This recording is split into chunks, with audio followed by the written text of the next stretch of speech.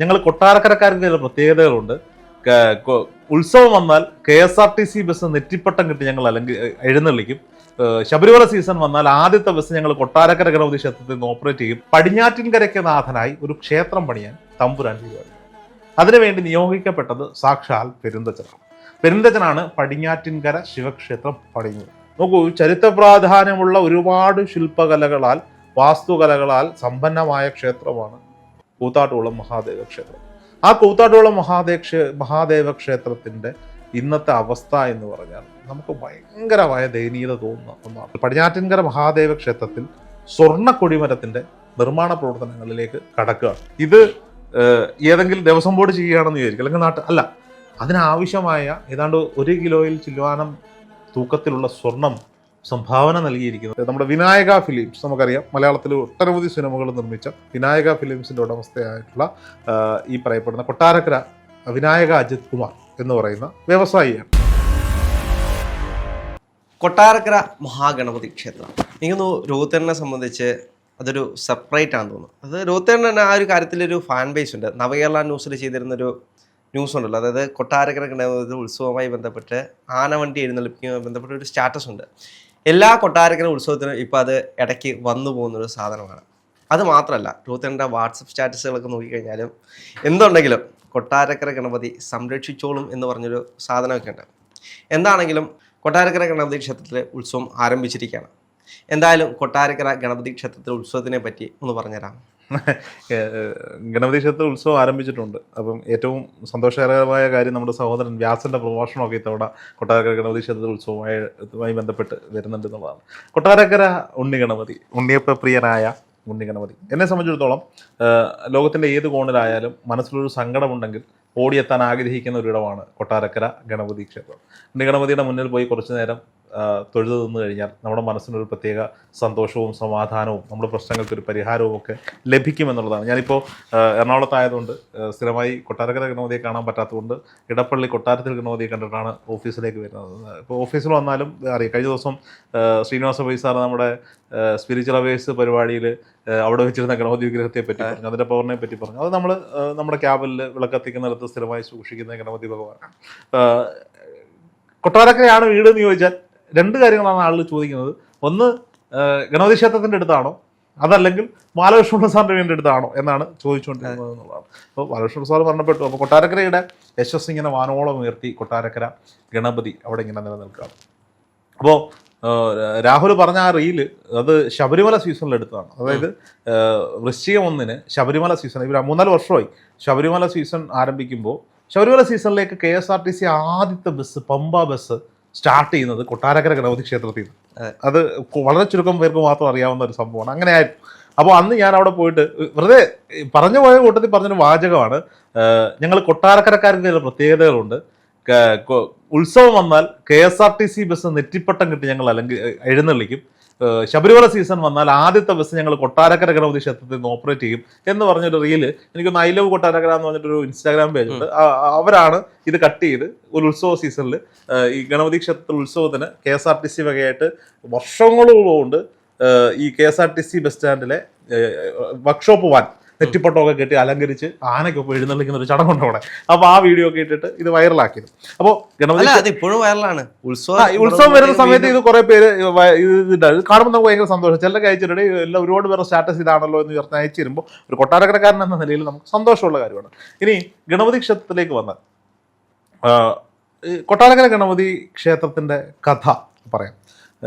PSCക്ക് പോലും ചോദിച്ചൊരു ചോദ്യമുണ്ട്, കൊട്ടാരക്കര ഗണപതി ക്ഷേത്രത്തിലെ പ്രധാന പ്രതിഷ്ഠ ഏത്? PSCക്ക് ഒരിക്കൽ ചോദിച്ച ചോദ്യമാണ്. ഉത്തരം അറിയോ? ശിവൻ.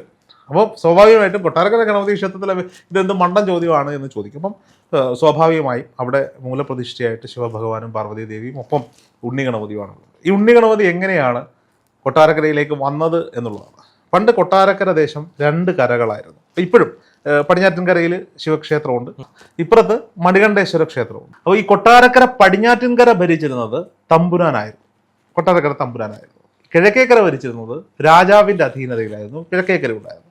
അപ്പോൾ ഈ മണികണ്ഠേശ്വര ക്ഷേത്രം രാജാവിൻ്റെ അധീനതയിലായതുകൊണ്ട് തന്നെ പടിഞ്ഞാറ്റിൻകരയ്ക്ക് നാഥനായി ഒരു ക്ഷേത്രം പണിയാൻ തമ്പുരാൻ തീരുമാനിക്കുന്നു. അതിനുവേണ്ടി നിയോഗിക്കപ്പെട്ടത് സാക്ഷാൽ പെരുന്തച്ചനാണ്. പെരുന്തച്ചനാണ് പടിഞ്ഞാറ്റിൻകര ശിവക്ഷേത്രം പണിയുന്നത്.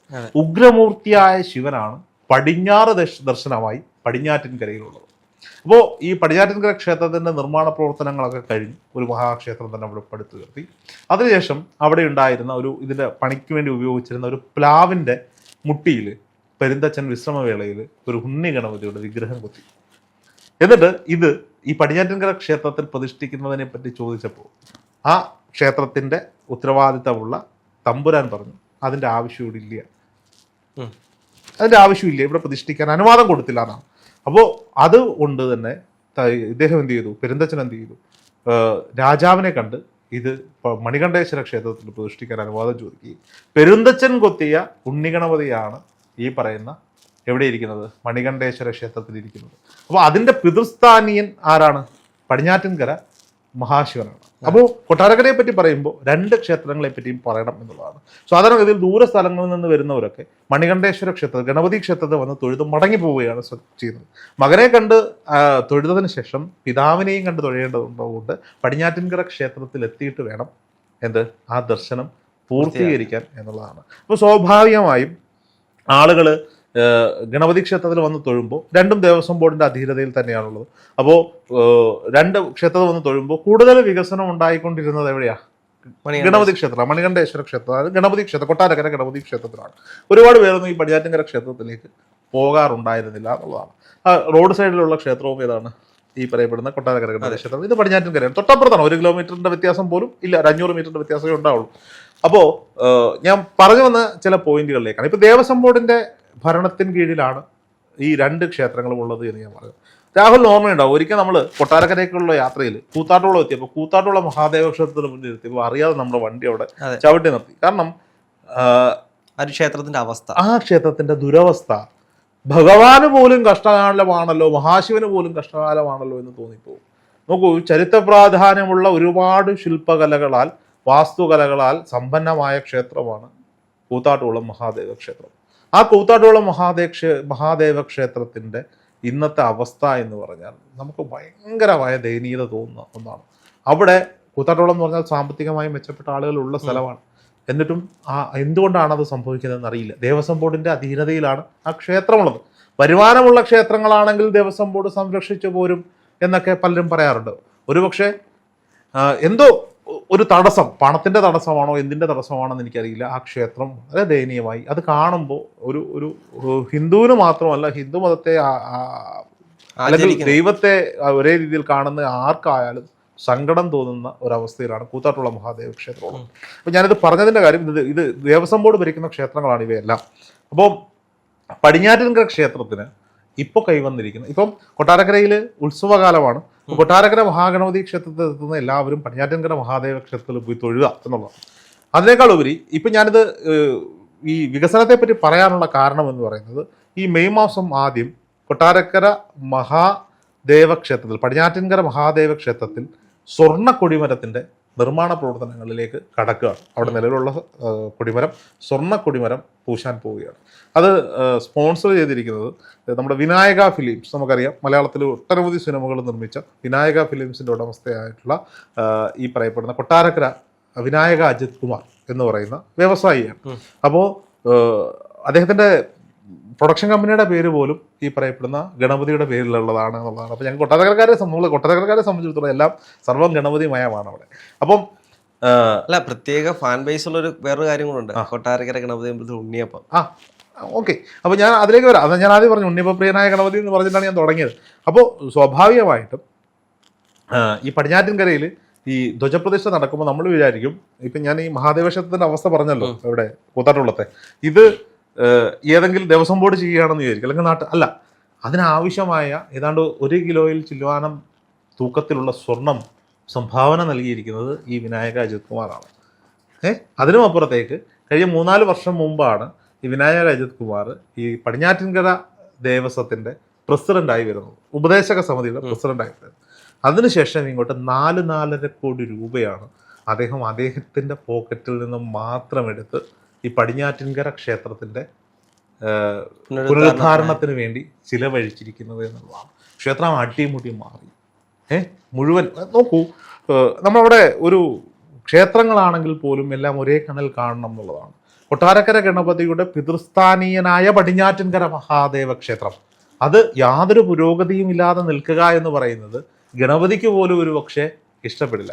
അവിടെയാണ് ഗണപതിയുടെ അതീവ ഭക്തനായ, തന്നിലേക്ക് വന്നു ചേർന്നിരിക്കുന്ന ധനങ്ങൾ മുഴുവൻ അല്ലെങ്കിൽ തനിക്ക് കിട്ടിയിരിക്കുന്ന സൗകര്യങ്ങൾ മുഴുവൻ ഗണപതി ഭഗവാൻ തന്നതാണ് എന്ന് വിശ്വസിക്കുന്ന ഒരു ഭക്തൻ സർവവും സമർപ്പിക്കുന്നു. ഗണപതി ക്ഷേത്രത്തിലേക്ക് ആവശ്യത്തിലുള്ള വികസന പ്രവർത്തനങ്ങൾക്ക് അദ്ദേഹം മറ്റു കാര്യങ്ങൾ ചെയ്യുന്നതിനൊപ്പം തന്നെ ഗണപതിയുടെ പിതൃസ്ഥാനീയനായ മഹാദേവ ക്ഷേത്രത്തിലെ സൗകര്യങ്ങൾ വർദ്ധിപ്പിക്കുന്നതിന് അല്ലെങ്കിൽ ആ പ്രൗഢിയോടെ അത് കൊണ്ടുവരും. ഞാൻ അതിൻ്റെ കുറച്ച് ഫോട്ടോസും ദൃശ്യങ്ങളും ഒക്കെ പ്രേക്ഷകർക്ക് വേണ്ടി ഷെയർ ചെയ്യാമെന്നുള്ളതാണ്. എന്തൊക്കെ മാറ്റങ്ങളാണ് അവിടെ വന്നിരിക്കുന്നത്, കുറച്ച് ഫോട്ടോസ് ഉണ്ടാവും. ഒപ്പം ഈ ഇദ്ദേഹത്തിൻ്റെ ഈ വിനായക അജിത് കുമാർ എന്ന് പറയുന്ന വ്യവസായി അവിടെ ചെയ്തിരിക്കുന്ന പ്രവർത്തനങ്ങൾ നോക്കൂ.